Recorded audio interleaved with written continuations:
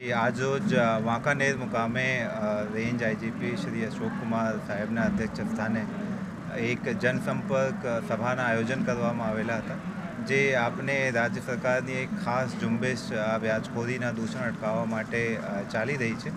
એ અનુસંધાને આ જનસંપર્ક સભાના આયોજન કરવામાં આવેલા હતા. એમાં જિલ્લાના તમામ અને વાંકાનેર તાલુકાના મોટી સંખ્યામાં અહીંયા લોકો ઉપસ્થિત હતા. अलग अलग नेशनलाइज्ड અને જે ખાનગી બેન્કોના પ્રતિનિધિઓ, બીજી વિત્તીય સંસ્થાઓને ના પ્રતિનિધિને પણ હાજર રાખવામાં આવેલા હતા.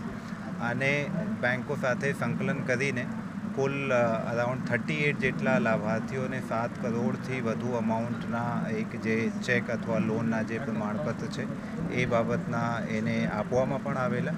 સાથે સાથે આ સમગ્ર સભામાં લોકોને જાગૃત કરવામાં આવેલા કે ખરેખર એવા પ્રકારની જરૂરિયાત હોય તો એવા સંજોગોમાં કઈ સંસ્થા પાસે કયા સ્કીમ હેઠળ આ પ્રકારની લોન મેળવી શકાય, અને કોઈ સંજોગોમાં એ બિનઅધિકૃત રીતે જે આ પ્રકારના ઇલીગલ ધંધા કરતા લોકો છે એના પાસે કોઈ સંજોગોમાં ના જાય. અને એ જ સાથે પણ અગર કોઈ એવા દૂષણમાં ફસાઈ ગયા હોય, એવા કોઈ વિક્ટિમ ભોગ બનનાર હોય તો બિલકુલ ચોક્કસ રીતે સામે આવીને અને પોલીસ મથકમાં જઈને એ પ્રકારની ફરિયાદ પણ કરવામાં આવે, એવા નિવેદનો પણ કરવામાં આવેલા.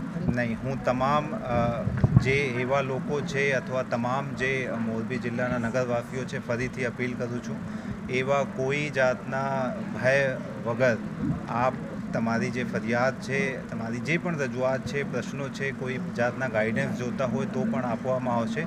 પરંતુ આપને પોલીસ પ્રશાસન જે છે એ મદદ ત્યારે જ કરી શકે જ્યારે એવી ઇન્ફોર્મેશન અથવા એવી ફરિયાદ આપના મથક સુધી આવે. એ પછી આપને તમામ અને એવી કડક કાર્યવાહી જે આરોપીઓ છે એના વિરુદ્ધ કરવામાં આવશે, અને જે ફરિયાદી છે એને ન્યાય મળે એ પ્રકારના પૂરતા પ્રયત્નો પોલીસ ખાતા દ્વારા કરવામાં આવશે.